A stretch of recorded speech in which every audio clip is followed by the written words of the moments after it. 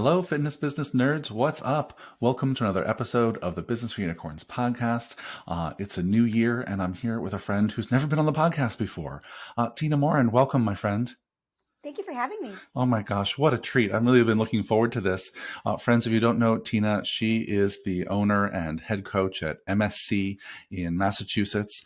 She's been a member of Unicorn Society for, I think, almost 4 years now, which is wild.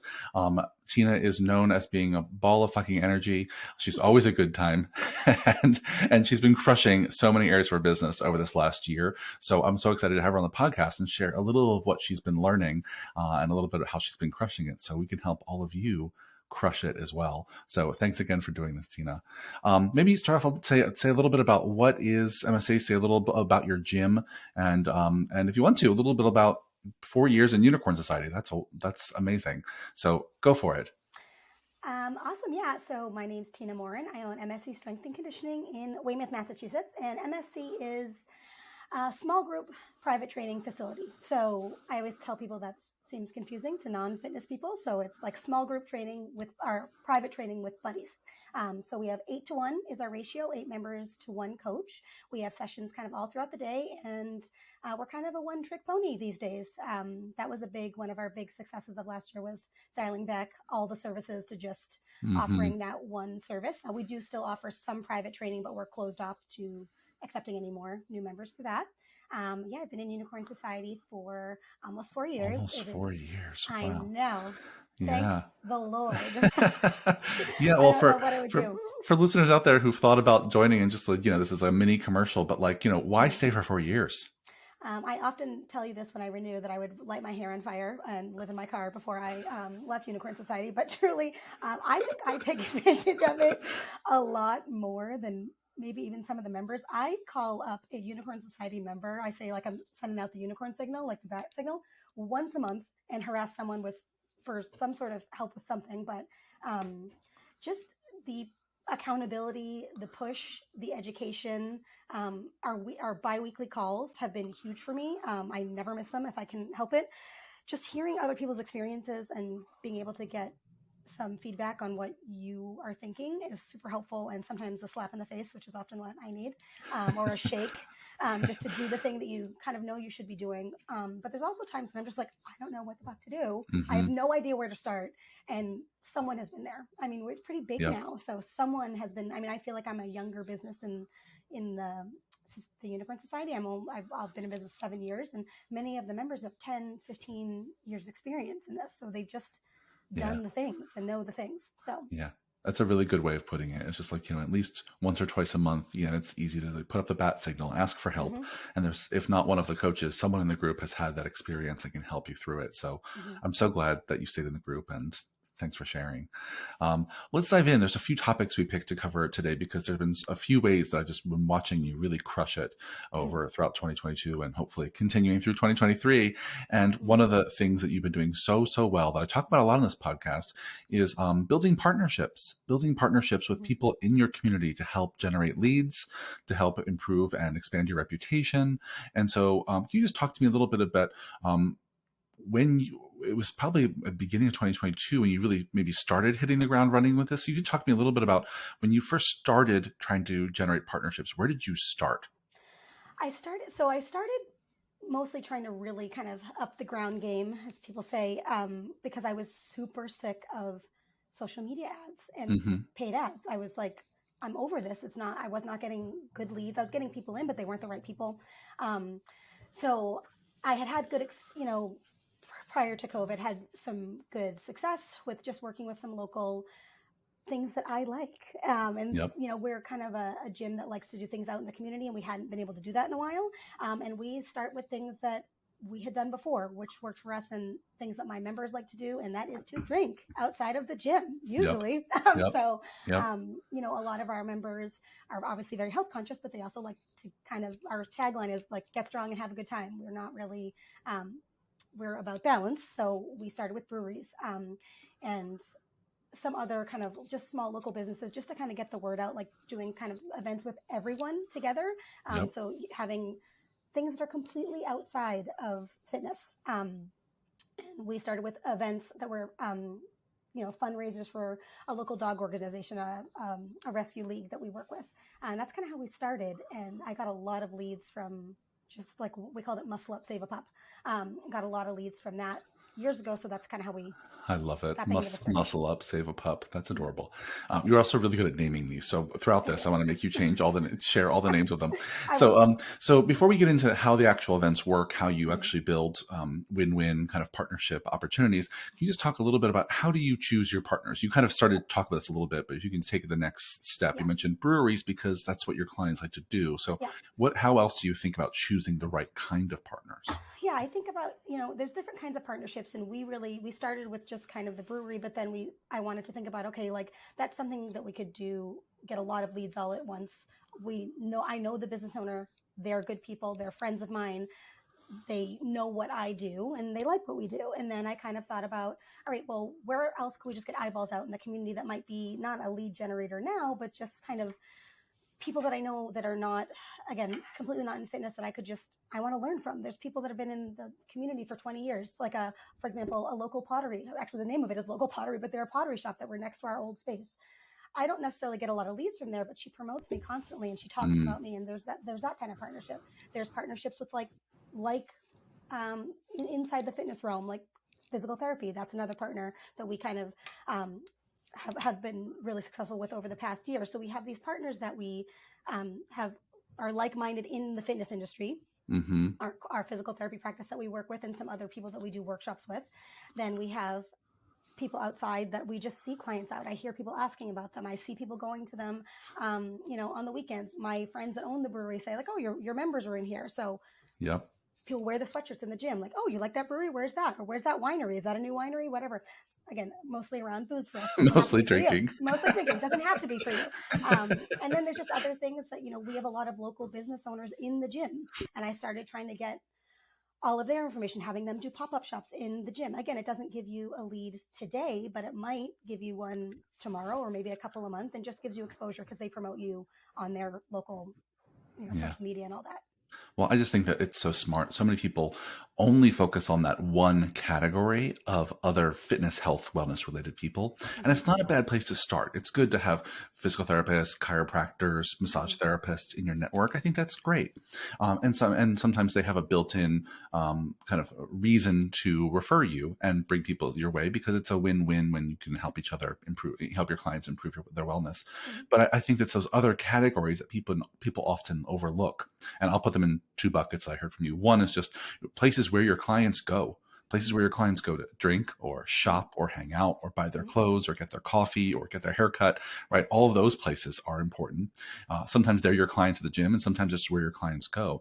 And I think that third category is so important, which it's, I'm going to categorize that as like the movers and shakers in your community, the people who've been there for decades. They're the staples. They're the people who know everyone, right? And those kind of super connector people, the local potter may not be throwing you leads left and right, but they know everyone. And if someone asks them what gym to go to, your name's got to be in their mouth.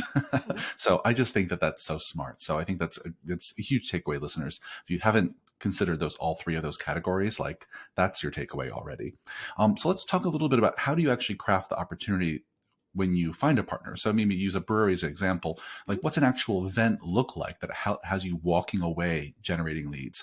And there's both, I guess, events and then kind of ongoing activities. So let's just start with like an event. Yeah. So, I always, you want to think about being super clear with what your expectations are and being okay. We always talk about being okay. It's okay to fail.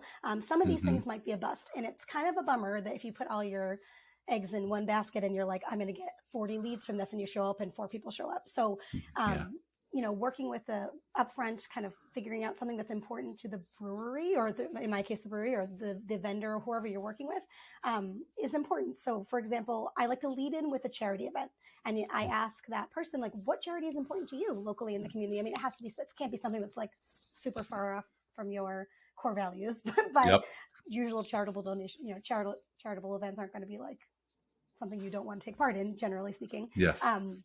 So I find that leading with like, hey, I want to do this event. I would love to do this with you. And, I'm looking to get X amount of people in here. I would hope to, things I would love to get out of this would be making sure that I get their emails. having said that, what organization do you want to benefit? I don't need to take any money from it. It's just my time. I want to donate it. What would you like to do? And what would you like to support? And that usually goes well. And again, I'm generally working with people that I know, so I kind of know what they want to do. Mm-hmm. But that gets them buy-in right out of the gate. But you're also setting the expectation that, you know, I am going to need some information, because I have showed up at things before and they're like, oh, we can't give you those emails. I'm like, no, now I have nothing. Yes, that's the reason I'm doing this. It's right. like I have to go to my heart and lead generation. Right. Yes. Right. And it's, it's the reciprocity doesn't have to be always that you're getting leads from it. Like we talked about with, sometimes I do events, with these breweries that it is for a charity that I love and it's close to my heart. Sure. So if people show up and they don't join the gym, I'm totally fine with that. We save some puppies. It's a good day for me. Yep. Fine with that. But just setting that expectation is important, because then, it's your time. We're all gym owners and we don't have a whole lot of free time. So I also like to make sure it's somewhere I want to be with people I like and that it's going to be fun for me. But I like to have kind of a document. It's just like how we would write up anything. Just this is what we're both agreeing to do in terms of promotion. This is what we're both agreeing to do. Is this okay with you? You good? All right, let's kind of hit the ground running. Yeah, I mean, a whole key to co-producing an event with another business seems to be, in my experience, and it seems like you're highlighting this as well, is there's got to be someone at that other organization who wants to do this as much as you do. Right. I think so many times I see people where the partnerships are just not working out. They're like, I just can't seem to get any traction with any partnerships. Mm-hmm. And then I ask them about who they're talking to at those other businesses. Well, no one will get back to me. Yeah. No one will email me back. I've only talked to the manager once and then they just ignore my text. I'm like, well, that's not a good partner, right? Yeah. This has to be a real partnership where there's someone at the organization who's interested in this activity, whatever it is, as much as you are. So I love this way in with the charity, because then you're getting their heartstrings, you're pulling them by the heartstrings into this event and then setting up expectations early on that, hey, I need to get people's names, phone numbers, and emails as they walk in the door, or I need to get names, phone numbers, emails as they register for this event. Right. I'm going to donate my time, but I need that because I want to follow up with these people afterwards. Yeah, great. So you've got some events that you've done, and I know there's also some kind of ongoing people who are sending you folks on a regular basis. So how's that work? How do you set up expectations there? Yeah, so we have, our largest partner is with Core Physical Therapy, which is a physical therapy practice inside the gym now. And even prior to that, we had an ongoing kind of referral system. And like anything else, just like when we set up an event with the breweries or with any other local business, we have a clear expectation of this is what we offer them. This is when we offer it. This is the kind of person we're looking for. And we check in with them. And we're lucky that they're in our facility now. Sure. Even prior to that, I have on my list, we have our marketing plan for the month. We have a marketing meeting every week. And part of that is partners. We address and we are hitting up those partners regularly. There's, in 2022, we have started working with a lot of people, so we have to keep track.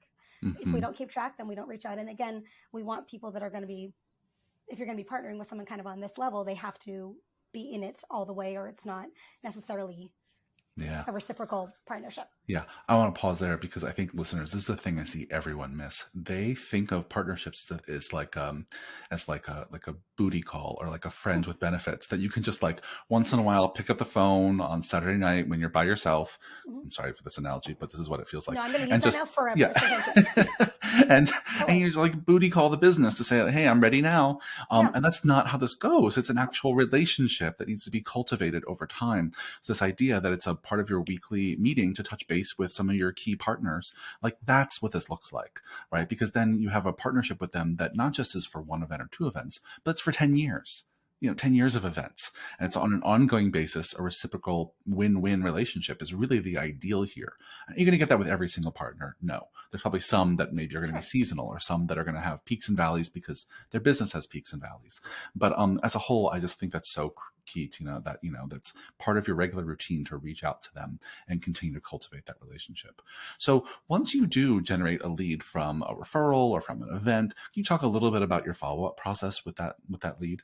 Yeah, right after the event, we thank them for coming. Mm-hmm. And then they go into our funnel with everything else. So they're going to get texts, and depending on, we always try to get their phone number and their email. They're going to get a text every day for a little bit, or at least, a couple during the first week, and then they'll kind of trickle off. They go into our email, and we offer them to come in we do a dollar session. So our try a small group private training session for $1. Sometimes if we feel like mixing it up, we'll give them a free week or something like that, but we get them to come in and try. Oftentimes people will come up to us at the event. So in the brewery case, we're doing something fitness related generally, except for we may or may not be doing a roller skating party there soon. So Ooh, I want to come I to don't know, that. fingers crossed. Yeah. So some people just come up to us right away. In those cases, if it's an event like that, I make myself a note, make sure I, get back to them that night if I can. In other cases at these, when we partner with the breweries, we do fairs. Like we go to craft fairs. People Yep. think Jim shouldn't go there. We get a ton of leads from, Yep. especially when people are drinking. Because Yep. I also dress up seasonally. I was dressed up as an elf in the last one, and it works pretty well. So that The helps. costume gets attention. It does. It also creeps people out, but you're not for Yeah. everybody. It's fine. Yep. And so in those cases, we might wait a little while and they're just kind of, invited to join our email list. We got their information, and we'll, in the event, check off if they seemed interested.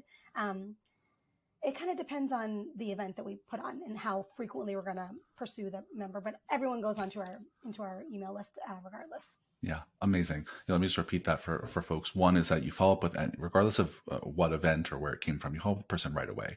That same day, say thank you, email, text, whatever it is.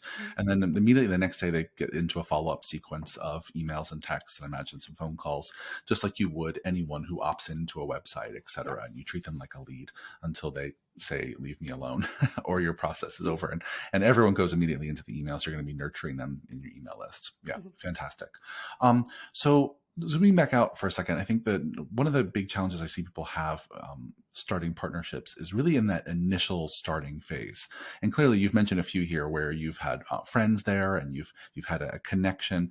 Have you ever had a partnership where you had to start a little more cold, where you were really kind of going in without a really kind of a warm intro? Can you just talk through how you overcome that? Yeah, I mean, so I think I struggle with a lot of things, but I am socially aggressive. So this is not a problem for me. Yes.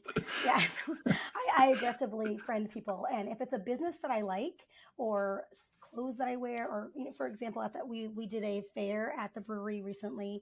It was the holiday market and there was a clothing line. It was just awesome. And they were like our vibe. And I was like, I think you're my people. Do you work out? Would you like to come to a gym? And she's like, I don't really like gyms that much. I'm like, don't care. How can I help you? So how can I help you? Everyone is busy. Most people that own small businesses might have it as a side hustle. So, golden rule is no longer, treat people how they want to be treated, how you want to be treated. It's treat people how they want to be treated. Right. Yep. So, I mean, if you offer someone something in a gym, if you have the space, have them come in for a pop-up shop. We're going to do in February shops. Many of them I don't even know yet, but I like them and I've reached out and I've just sent an email, or if I'm in person, I know I'm a little overwhelming sometimes, so I'm trying to dial that back a little, but it was in a scenario where it was at an event, so it was okay. But if you approach someone, tell them you love what they do and you think your members would love it too. Would you like to come by? Usually people say yes, and just being kind and offering them something and not asking for anything in return. And then I find it usually does, you're getting something out of it in the long run, exposure, eyeballs on you, a new relationship. The owner might come to the gym and that's always great because they always tell all their people that shop for them or shop with them about it. So it always tends to work out. Yeah, that makes total sense. I love that approach. So I think it's ideal if you can get a warm intro. If when your client knows the person, or the client owns the business themselves, or the client's a frequent customer, like having a warm intro to another possible business partner, I think is fantastic. And if not, I love this approach of just be socially aggressive. Just be like their number one fan and pick companies that you actually can genuinely want to celebrate and get to know them, and then offer them something for free. Offer them a pop-up shop, offer them to come in for free, offer them to bring their team for a free workout, right? Anything that just kind of opens a door and say, we want to help you because we're a big fan of what you do. And that's always a great starting place. Yeah. Good for you, my friend. I mean, at this point, looking back at 2022, I mean, what percentage of your leads do you think came from partnership events and activities? I would say this is going to seem like a large number, but it's because of the next piece that we're going to talk about a little bit. Probably like 95%, because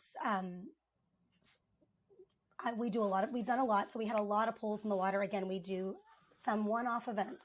We have an ongoing thing with a few different breweries that we do events and run clubs and things of that nature. We do just things here and there, pop-up shops where someone might bring a friend and that friend like to work with them and that friend joins the gym, Yep. or they just post about us. And then we worked, when things have kind of gone awry or gone south, we have worked with actually buying email lists, which is something we Yeah. talked about a little bit. Yeah. Well, let's move to that topic because it's similar but it's different. I Yeah. mean, your entry into buying email lists came from a partnership that didn't work out because the place was closing, if I remember correctly. Yeah. But I think for all of you listeners out there, this is a great strategy to expanding your reach, generating a ton of leads all at once. And there's a real art to buying email lists and nurturing an email list from another business. And so, do you want to talk about how this opportunity just kind of lands on your lap for context? Yeah, so we used to work with another fitness adjacent kind of wellness center, and that unfortunately is still in business, but in a different capacity, in a very Got it. smaller capacity. And they have a huge following locally of people who care about their health. And so I just asked if I could buy their email list because this is again when I was kind of having many fits about paying for paid ads, and I was like, this is ridiculous, and freaking out. And they just said yes, and they gave it to me, and I did not pay. So that's very rare. Yeah. Yeah. And it took me a while to kind of figure out a strategy. I sat on it for a couple months. Yeah. How big was this list? It was like 2,500 emails, Got it. and I only had, so it like doubled my email list at the time. Yep. And then we did a series of warm-up emails. I had phone numbers as well that I did not touch yet. I was too scared. Yep. I did a lot of research. I reached out to a lot of Unicorn Society members. You helped me a lot with just the legality of how to do this and what was okay and what wasn't okay. Yep. And they got completely separate emails from the rest of our universe on introducing who we are, what we do, and offering very clearly several times if you'd like to unsubscribe anytime. We obviously have that at the bottom of our emails always, but we made it very clear, like if you don't want to hear about XYZ, then please unsubscribe. And then from there, they got a series of lots of free shit. So they got free workouts, me ranting. We call them Tina tangents. There's a lot of those. Just things, habit things, just all sorts of things that we talk about at the gym. We also introduced our partners and gave them free stuff to our core physical therapy partners. And then at the very end, after I think it was a series of like 12 emails, I got like 2 to 3 a week for a while. Mm-hmm. And we did not have as large an unsubscribe. We only had like 15% unsubscribe, Wow. which I was shocked.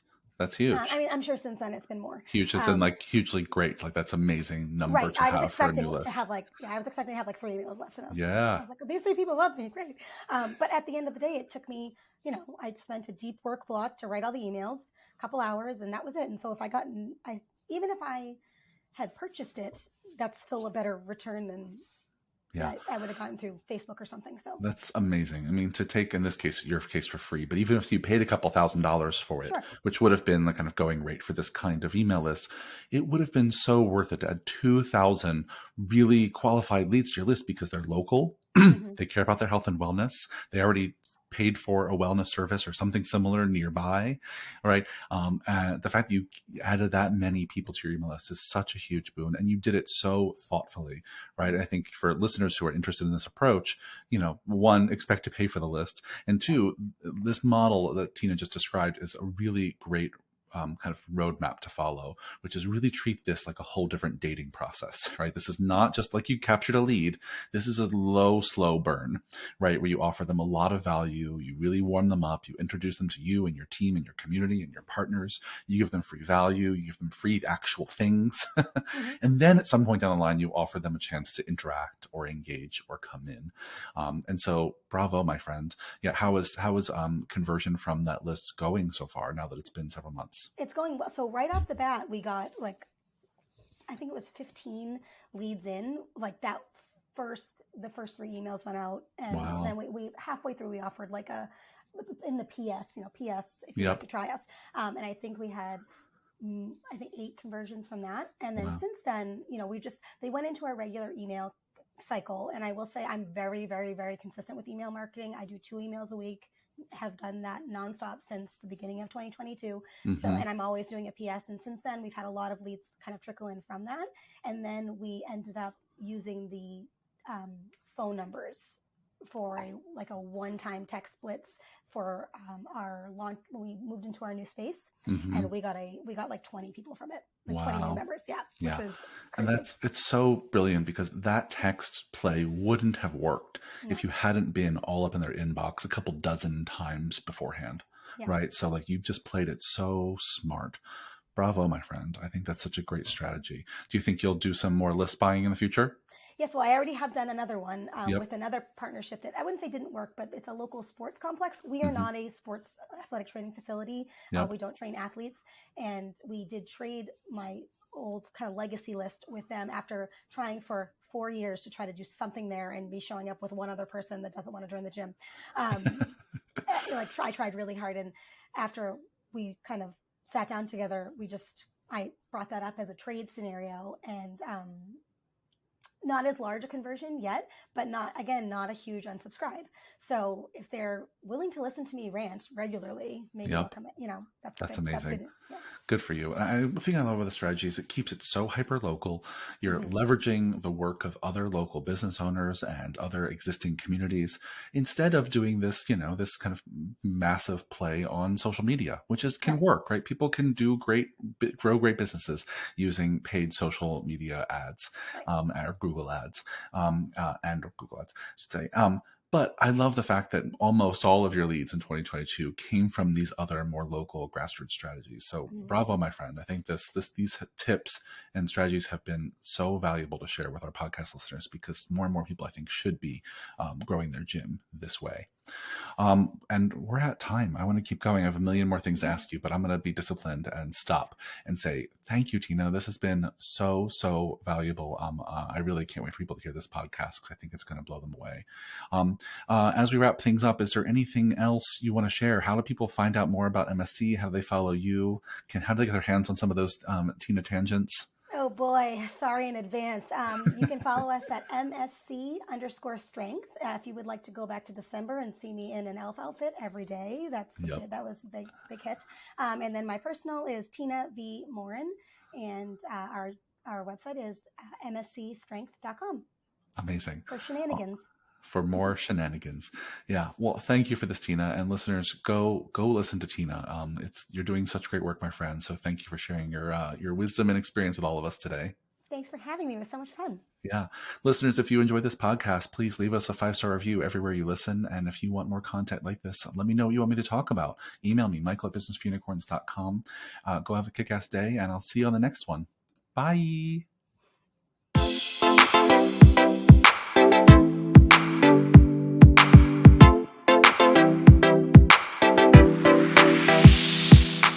Hello, fitness business nerds. Listen, I know that you are interested in running a successful training gym.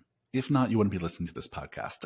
And lucky for you, our friends over at Kilo make running a successful gym easier than ever. Basically, Kilo is an all-in-one platform that helps you get more leads, helps you sell more memberships, and helps you keep those members longer. Sounds magical, right? I mean, here's how it works. First, they build you a fancy new website very quickly. Then they give you marketing software with kind of done for you content that lets you email and text leads, lets you manage all your contacts, and lets you book appointments. Finally, you get a gym management system where you can manage all your classes, collect payments, and track your key metrics all in one place. And if you get tripped up, Kilo is there for you with kind of a 7 days a week customer service. I mean, you can't find that on platforms these days. It's incredible. So to learn more, go to usekilo.com. Tell them me and Mark sent you, and they'll basically waive the $1,000 setup fee. You can't beat that, my friends. Go do it now. It's usekilo.com, usekilo.com. Tell them we sent you.